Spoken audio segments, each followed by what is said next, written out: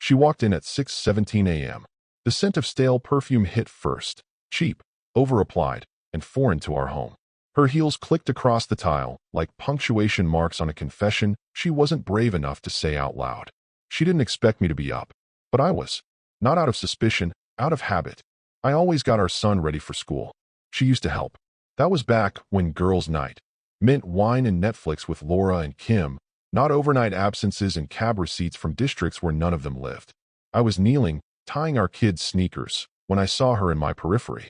Hair still curled from last night. My makeup smudged like she'd either cried or didn't care. Girls' night ran late, she said, voice light, too light, like she was hoping I'd skip the obvious.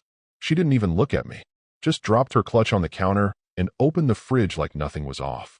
I pulled the last knot tight, stood up, and said, "Hope it was worth it." She froze for just a second, just long enough. Then the smirk returned. That same smirk I used to love when it was meant for me. "Why are you so cold lately?" I turned away, grabbed the lunchbox I packed every damn day, and handed it to our son. "Practicing for when you're gone." Her laugh was loud, too loud, forced and sharp and meant to puncture the air, like she was trying to reassert the upper hand. "Okay, dramatic," she chuckled, eyes darting, calculating. But I didn't laugh. I didn't even blink. I just stared at her and said, "We'll see." She blinked first. What she didn't know, and never stopped to consider, was that I wasn't guessing anymore. I wasn't fishing or hoping or spiraling. I knew. Not from texts, not from some cliché lipstick on a collar or a stranger's tip. I knew because she changed, but not in the way people think. It wasn't the missed dinners or sudden gym obsession. It was the silence, the smugness, the invisible contract she thought she was holding over my head, and the smell, not of him, but of the absence of fear. You can always tell when someone isn't afraid of losing you anymore. I was done confronting. That's what she expected. A messy argument, a thrown glass, a desperate "who is he?" No, what she got instead was distance. Calm, studied distance. The kind that makes people nervous, not because of what you say, but because of what you don't. And since you're here, if you've made it this far, do one thing for me. Hit subscribe. More than 90% of people who hear stories like this never do. But it keeps our little crew running, and trust me, what's coming? You'll want to be here when the last card hits the table. She left the kitchen that morning without finishing her coffee. The mug sat half full, lip print smeared. She didn't ask me if I'd be home that evening. She just said she had another dinner. Laura's going through a rough time, she claimed. Laura, by the way, was in Florida with her fiancé. Sent me a photo from Disney Springs the night before. Funny how time zones work. My wife didn't know it yet, but I was no longer the quiet, dependable man she thought would sit in his office and move freight. That's how she phrased it once. I heard her on the phone. He's harmless. He just moves freight and stares at spreadsheets. Sure, I move freight, but I also built the damn company from the ground up. And spreadsheets? They talk, if you know how to listen. Her lover, the so-called mentor, wasn't even subtle. A few expense patterns here, a few oddly timed vendor meetings there. Their first team-building trip to Austin was booked from her email, but his Amex. Sloppy, arrogant, but I didn't say anything. Instead, I started listening closer. Watching, not just her, but everyone. She stopped wearing her wedding ring 3 weeks ago. Said it was pinching during yoga. She started calling our kid my son, in conversations, like I wasn't there. Subtle, but sharp. She made 2 jokes about prenups in front of friends at brunch. I didn't laugh. And the final straw? She changed the passcode on her phone. Not because she had something to hide, because she wanted me to know she had something to hide. It was a game to her. Power, control, leverage. She thought she was playing chess. She didn't realize I'd already flipped the board over. 8 months ago, I filed the paperwork. Quietly, legally. No fireworks. No signature fights. Just a shift in voting rights and a delayed trigger clause set in motion. The company, my company, was sold. She just didn't know it yet. And the man I sold it to? Oh, she knew him. Very well. The game wasn't over. It hadn't even started. She opened her laptop like she always did, sleepy, unbothered, half-focused, the way someone does when they assume the world still works for them. Hair in a bun, glass of oat milk in hand. She clicked through Slack messages with one eye and flipped through Instagram with the other. There was a photo of Laura at the beach, Florida again, some ad for Lip Plumper, and a sponsored post about what powerful women wear to boardrooms. That one made her smile. Then she tabbed over to her work inbox, probably expecting some softballs, budget drafts, Q3 slides, a reminder about Friday's leadership lunch. Instead, the screen froze for a second, then refreshed. The subject line at the top wasn't from finance. It was from corporate. All staff. Transition notification, effective immediately. She clicked it, probably still chewing on whatever smug thought was in her head. And then she saw it. One sentence. Centered, bold, no signatures, no fluff. Effective immediately, ANR Logistics has been acquired by Dentwell Holdings. It took her a full 6 seconds to understand what it meant. At first, she just blinked. Then her fingers moved, frantic, typing her father's number. Voicemail. She tried again. Then Jared. Straight to voicemail too. She switched apps and opened WhatsApp, scrolled past a group called Wine Witches Wine Glass Nail Polish, and tapped on Dad, private.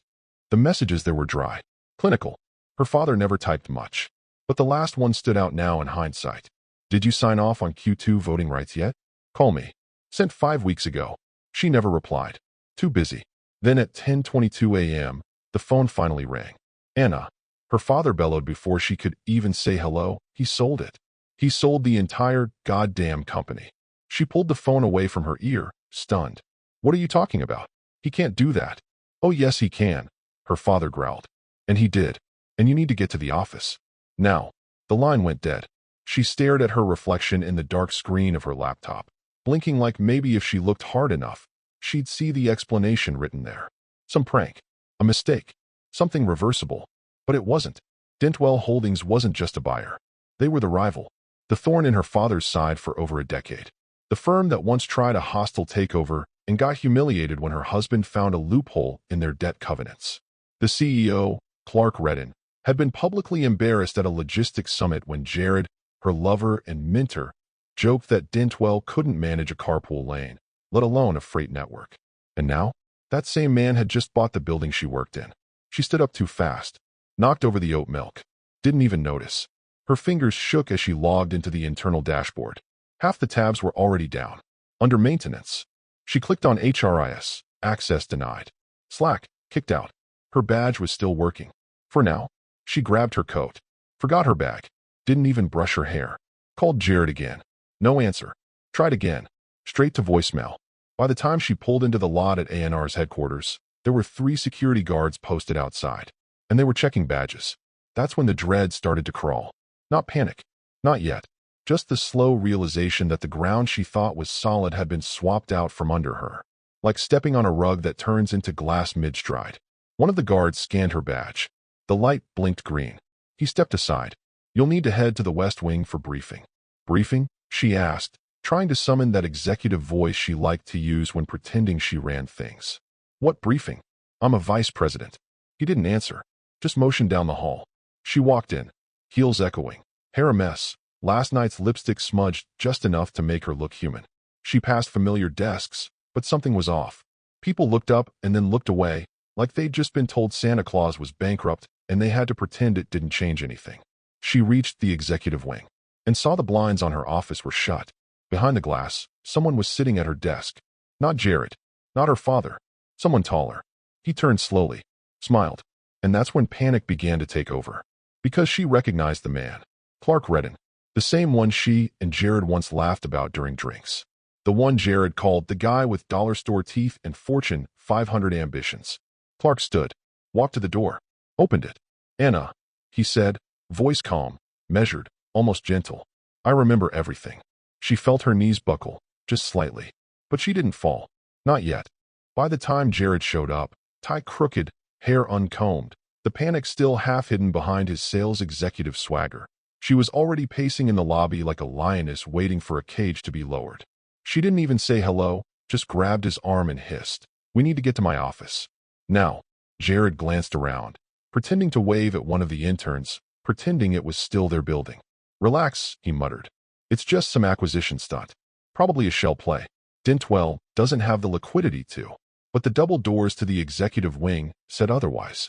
New security scanners. A fresh sign-in table manned by a face she didn't recognize, middle-aged, serious, clipboard in hand.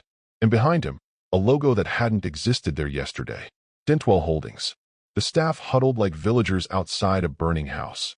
No one sure whether to run or keep filming. Half whispers. Nervous glances. One woman cried quietly near the espresso machine. Someone else asked if PTO balances would be honored under new leadership. The word restructure floated through the air like a virus. Anna stormed forward, badge in hand, marching like she owned the place. She always walked that way, even when she wasn't in control. The guard didn't move. "Ma'am, the West Wing is closed to non-clearance staff." She stared at him like he'd just grown a second head. "Non-clearance? This is my building." "Not anymore," he replied, and nodded at the glass behind her. Her office. Her corner space. The one she fought for during the last renovation, that she said had natural power because of the east-facing windows and private restroom. The blinds were pulled halfway open now. Someone else was inside. She stepped closer, ignoring the guard, ignoring Jared, who was now whispering frantically into his phone. The man inside was tall. Immaculate charcoal suit. Crisp white shirt. No tie. Confidence in human form. He was shaking hands with one of the tech directors, laughing politely. Calm. In that way only someone with all the cards could afford to be. Then he turned, and Anna's heart stopped. Clark Redden. Not a ghost. Not a rumor. Not a proxy. Him. In her office. In their company. And he wasn't there as a guest. He smiled when he saw her. It wasn't cruel. That would have been too easy. No, it was worse than cruel. It was gracious. Like he was letting her live in the seconds before the blade dropped. "Anna," he said as he opened the glass door and stepped out, voice low and smooth as a courtroom dagger. "It's been a while." She swallowed, her mouth suddenly bone dry. "Clark, I didn't know you were." He tilted his head. "Coming?" "No, I'm sure you didn't." Then his eyes flicked to Jared, who had finally ended his call and now looked as pale as unbleached paper. Jared. Still calling me carpetbag Redden behind my back." Jared opened his mouth, closed it. Clark smiled again. "I remember everything," he said, turning his attention back to Anna. "Every remark, every joke, every dismissive little note left out during your last budget presentation." "Oh, and Jared's leaked to Freight Weekly? The email calling us structurally obsolete, with glorified janitors in board seats." He chuckled softly. "Love that one." Anna felt the room closing in. The white noise of background chatter faded. Somewhere behind her, a printer beeped out a paper jam error like a faint scream. She reached out, maybe for the wall, maybe for Jared. She couldn't tell, but steadied herself. "I don't understand," she said, her voice suddenly far too small for the space she once ruled. Clark shrugged. "Of course you don't. Because you didn't have to. You've always had someone clearing the way. Your father, Jared, and, of course, your husband." Anna's stomach flipped. Clark continued, voice lower now. "You never once thought he'd see what was right in front of him, or that he'd care." He leaned just slightly closer. "But I did. I saw it all. And when the opportunity came to partner with someone just as underestimated, I didn't hesitate." She blinked hard, trying to shake the ringing in her ears. "Partner." Clark stepped back, gestured to the office behind him. "Senior strategic partner," he said. "Check the new nameplate." Then he turned, walked back through the glass door, and shut it behind him. This time, the blinds closed completely. Wednesday started with a lie. Anna walked into HQ like it was still hers. Like the glass hadn't turned against her. Like the whispers didn't follow her heels. She still wore her title like armor. Vice President of Strategy. Even though the official org chart now listed her as consultant, pending review. She told herself it was temporary. A hiccup. Something her father could smooth out behind the scenes once this transition chaos passed. But by 9:12 a.m., reality started pulling bricks from under her feet. The first email bounced. Not hers, Jared's. She'd sent him a quick forward about rescheduling the West Coast integration call, and it shot back seconds later. Delivery failed. User does not exist. She hit refresh. Tried again. Same error. She checked Slack. Jared's name was gone. His profile erased. The little photo of him holding a tennis racket at a charity match vanished. Then her desk phone rang. Security. "Ms. Langston, could you confirm whether Mr. Jared Powell is in the building?" She blinked. I don't know. What? We just need confirmation. You're listed as his former department head." "Former." She hung up without answering. By 9:28 a.m., she had her answer. Through the glass pane near the south elevators, she watched two guards escort Jared out of the building. No shouting. No struggle. Just a leather messenger bag and the look of a man who finally realized he wasn't bulletproof. He didn't even glance back. Her phone buzzed with a new calendar invite. Town Hall. Mandatory attendance. 12 p.m. The sender? C. Redden. Clark wasn't hiding anymore. He wasn't playing polite either. This was now a stage, and she was part of the show. She spent the next 2 hours trying to salvage some kind of status, calling old department heads, reaching out to legal, even trying to find the name of someone, anyone, on the Dentwell acquisition team who might sympathize. No one answered. Or worse, they answered with tight, rehearsed phrases like, "I'm sorry, I'm not authorized to speak on that," and "you'll need to redirect those queries through the transition liaison." They weren't just ignoring her.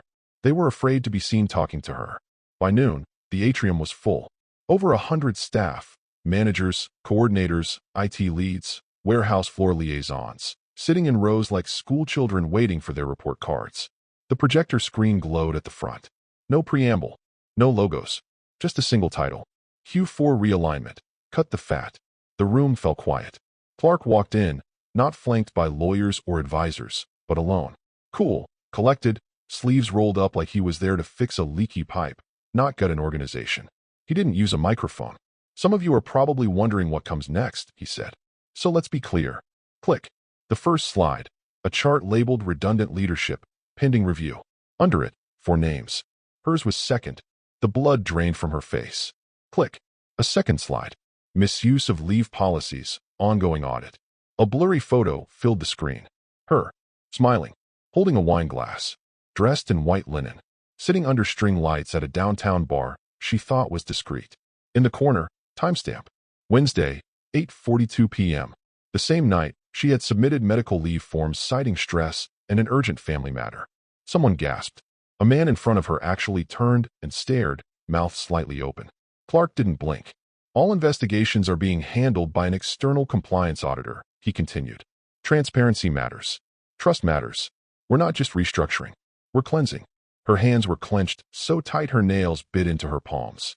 She wanted to stand, to scream, to say the photo was out of context, that it was a one-time slip, that she earned her leave. But nothing came out, because she knew he had more. And that silence, that pause he left hanging after the word cleansing, that wasn't a threat. It was a promise. The meeting ended with no questions, no applause, just the low hum of terminal dread. She didn't go back to her desk, because it wasn't hers anymore. That night she didn't go home.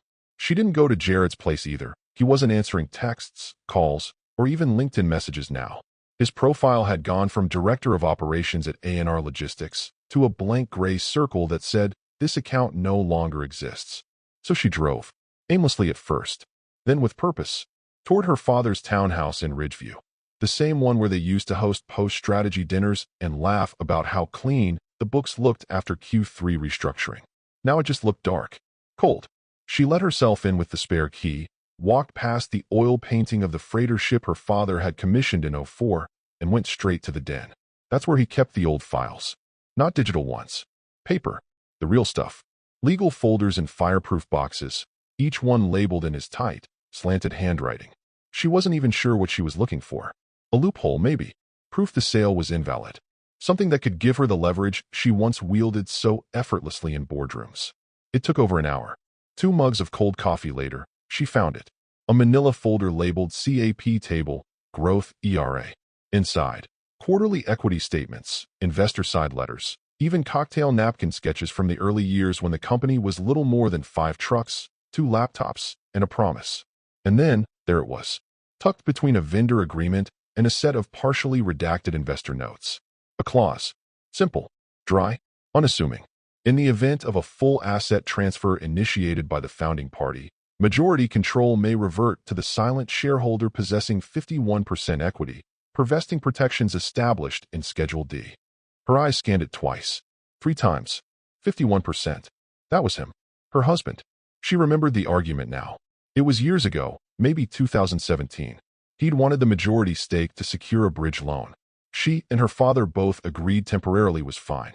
After all, she'd said, we're all on the same team. But the transfer never reversed. The paperwork never updated.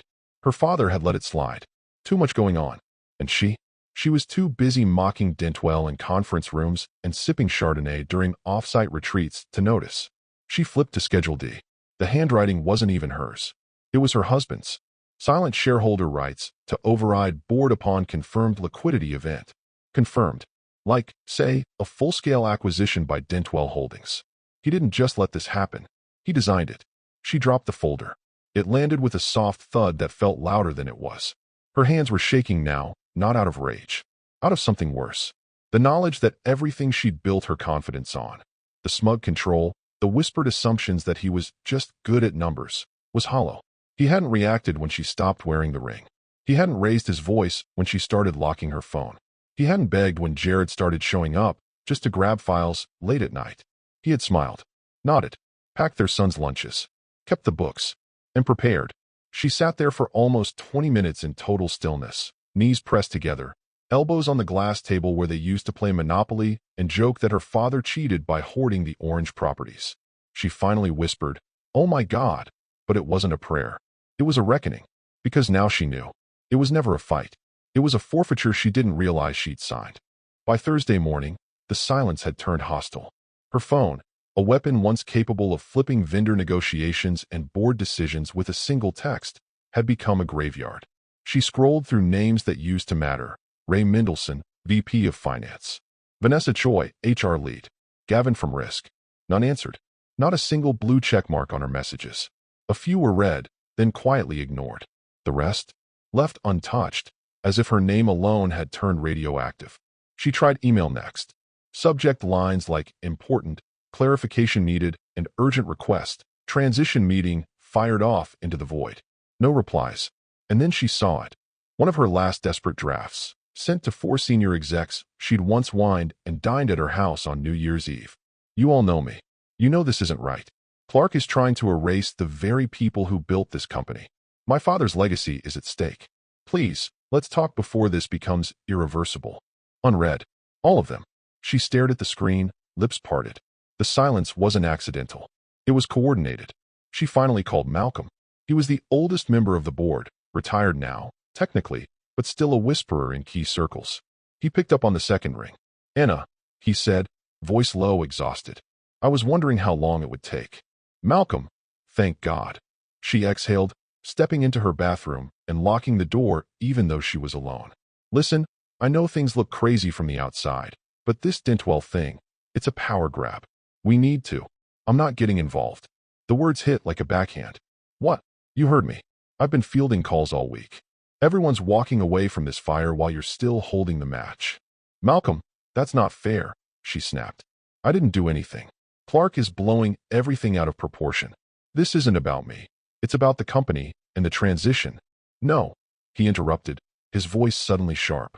"This is about what you and Jared did to him." There was a pause, a silence she didn't know how to fill. "Did to who?" she asked, genuinely lost. Malcolm scoffed, and for the first time, there was something in his tone she'd never heard before. "Disgust. Your husband, Anna. You really think he didn't know?" She said nothing. 4 years ago, you laughed in his face during the offsite in Palm Springs. Called him logistics wallpaper in front of 2 department heads. You remember that? Jared stood behind him, making faces while you pretended he was invisible. You really believed he didn't catch any of it. That was a joke. No, Anna. He was the joke. You made sure of it. Her mouth opened. No words came. "I warned you back then. Said don't mix heat with home. You didn't listen." And then, click. He hung up. She stood there, phone pressed to her ear, blinking at her own reflection in the mirror. Her robe hung slightly off her shoulder. Her hair was tied back. She looked like someone playing a version of herself. Like someone pretending to be calm. But there was no calm. Only absence. That night, she sat in her home office with a glass of something she didn't even remember pouring, flipping through old LinkedIn messages. Congratulations from people she didn't remember. Flattery from employees she barely thanked. The ghost of a kingdom that now pretended she never ruled. One message caught her eye. Dated 2 years ago. From her husband. A joke. Just one line. "It's amazing how much you can learn in silence." At the time, she'd laughed. Now, she didn't even blink. Friday, 9:04 a.m. The conference room was colder than she remembered. Maybe it was the new ventilation system Dintwell installed. Or maybe it was just the absence of control. Hers, her father's, everyone's. The old framed photograph of ANR's founding team was gone from the wall, replaced by a minimalist print that read, "Disruption requires discipline." She sat at the long glass table, fingers clasped too tightly, trying to keep her breathing measured. Across from her, a trio of Dintwell legal reps organized their materials like surgeons prepping for an amputation.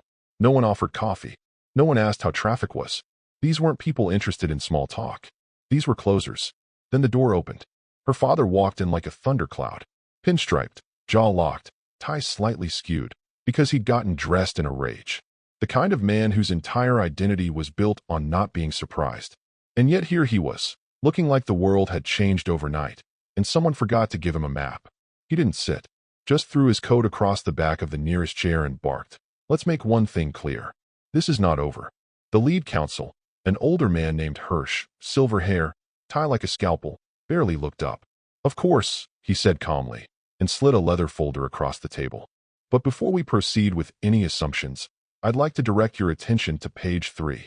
Her father frowned, flipping through the document with the same disdain he reserved for competitors he didn't respect.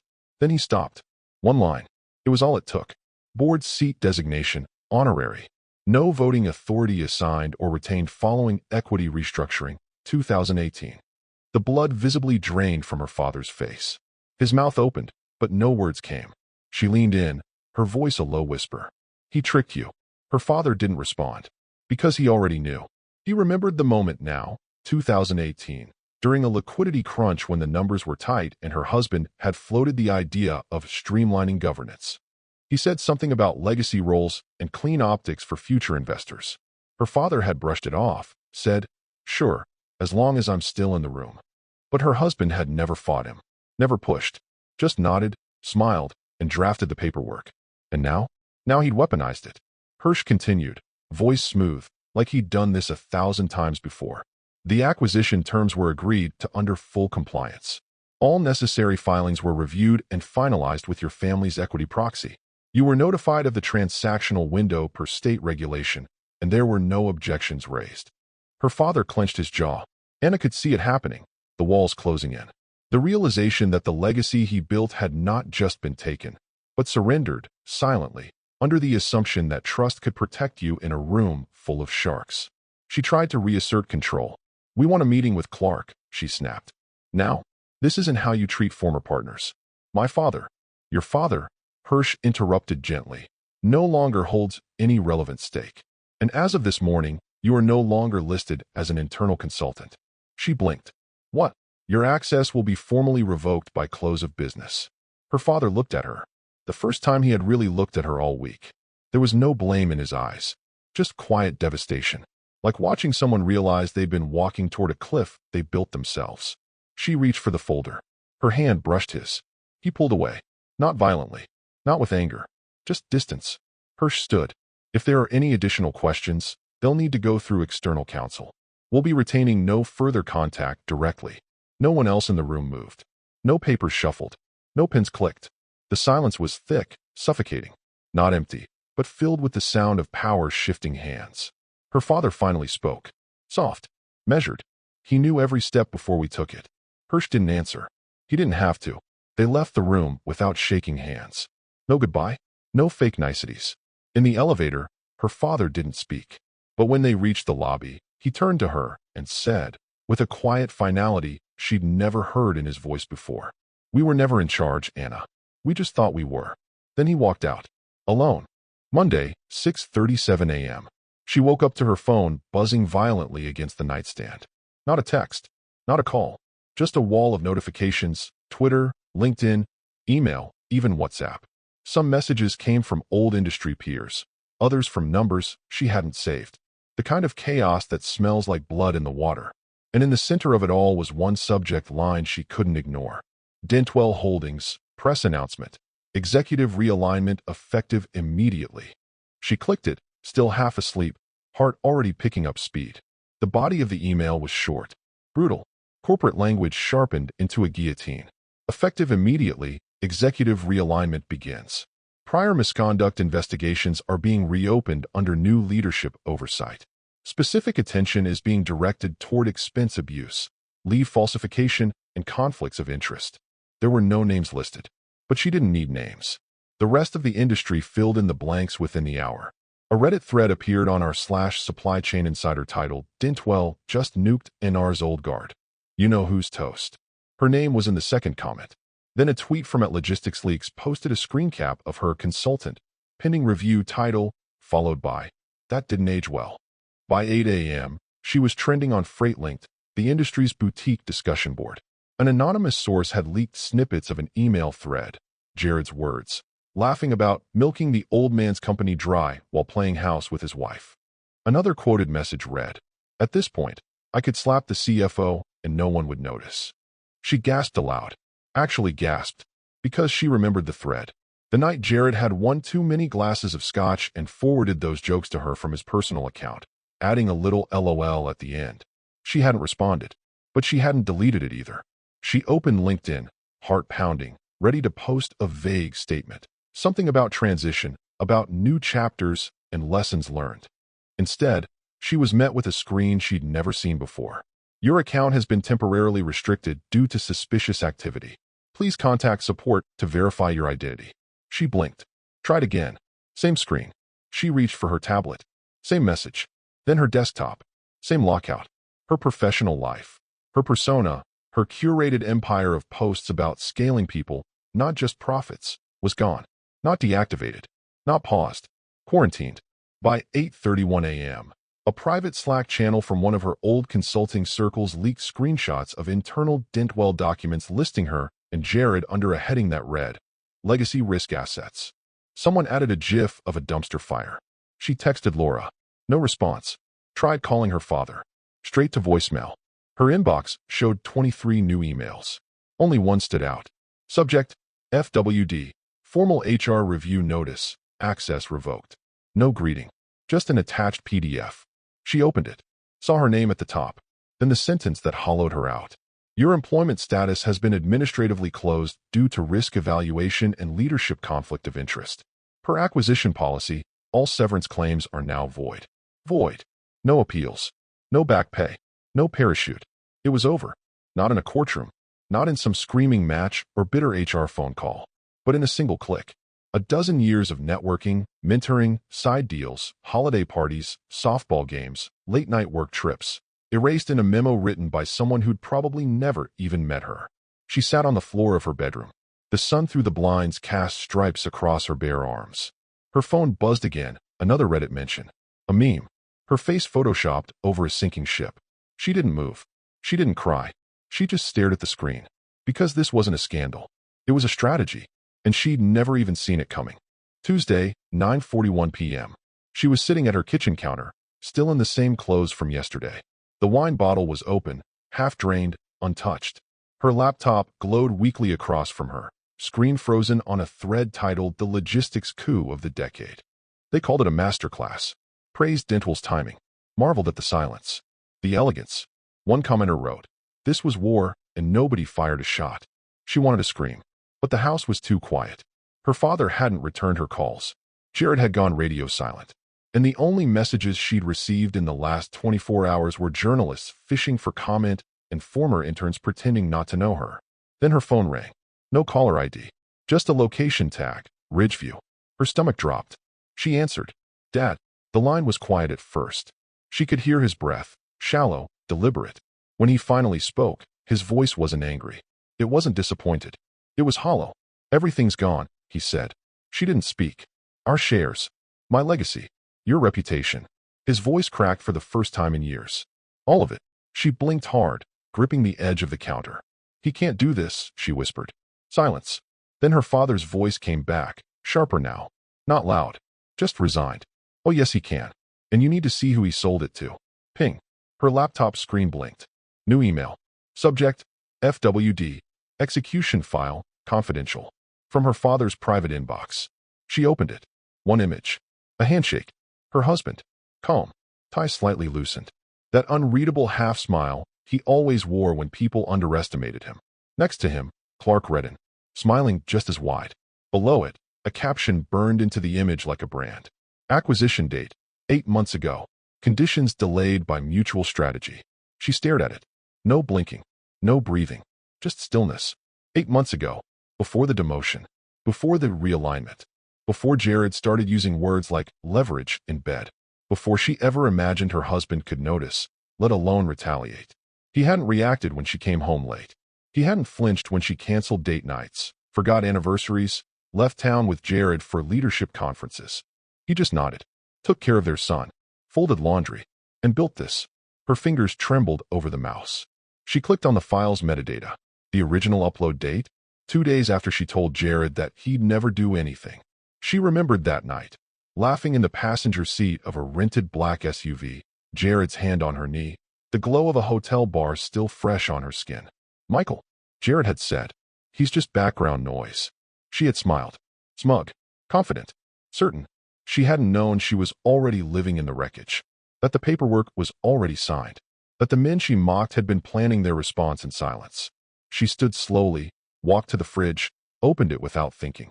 Nothing inside but a half-empty container of blueberries and an expired bottle of salad dressing. She shut the door. The house echoed like a cathedral. Her father hadn't said goodbye on the phone, just hung up, not out of anger, because there was nothing left to say. He hadn't just lost a company. He'd watched the son-in-law he dismissed as reliable but irrelevant outmaneuver every board member, every executive, every lawyer he trusted. And worst of all, she realized now, he knew she was the reason. Every smirk, every leak, every late night that became public ammunition. She had mocked the wrong man, and he hadn't just survived. He had waited. Wednesday, 7:58 a.m. The town car, Dintwell scent smelled like dry-cleaned leather and quiet decisions. No one greeted her when she arrived. Just a laminated pass in a white envelope handed off by a junior HR rep who barely made eye contact. The pass read, Exit interview, 8:30 a.m. No title, no department, just her name. She stepped through the revolving glass doors one last time, her heels clicking against the polished floors that once carried her with power. The lobby hadn't changed, same layout, same artwork, same security desk. But something in the air was different. Still, hollow, like the building had expelled its old bloodstream and was learning to breathe all over again. She adjusted her blazer, the same navy one she wore during Q2 investor briefings. Back when people listened, the security guard at the desk didn't look up, just slid her badge across the scanner, then motioned toward the elevators. But as she stepped forward, something in the periphery caught her eye. A nameplate, a new one, on the door she used to call hers. She froze. Her feet actually stopped moving, just shy of the elevators. She turned. Slowly.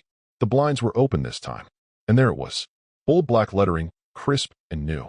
Michael Langston, Senior Strategic Partner, Dintwell Holdings. Her throat closed. She stepped closer, like someone walking toward a cliff's edge, hoping the fall would make more sense up close. The office was quiet, empty, but untouched. His desk was clean, organized. No pictures, no clutter, just one object. A small silver compass, its needle still. The same one she once gave him as a gift. An inside joke from their honeymoon. Back when he used to get lost on hiking trails and she'd pretend to know the way. Back when she still looked at him like he mattered. She hadn't seen that compass in years. She stood there, fingers barely grazing the glass, when movement caught her eye. Across the lobby, he was standing near the far wall. Her husband, Michael, hands in his pockets. Calm, not smug, not cruel, just unreadable. He didn't walk over. He didn't wave. He simply nodded once. Not a greeting, a conclusion. And then he turned, walked away. No final words. No I told you so. No grand speech. He didn't need one. Because this wasn't revenge. It was design. She stood there, alone in a lobby that used to carry her name in bold across press releases, watching the man she'd dismissed as a spreadsheet robot disappear through doors she no longer had access to. He hadn't just left her. He'd surpassed her. Silently. Systematically. Permanently. And she, who once thought she held all the leverage, now stood with nothing but a badge that would deactivate by noon, a reputation stripped bare, and a name no one in the building would say out loud anymore. The only sound left was the soft buzz of the elevators behind her, and the quiet realization that this ending had been written the night she smirked and said, "He won't do anything." He did everything.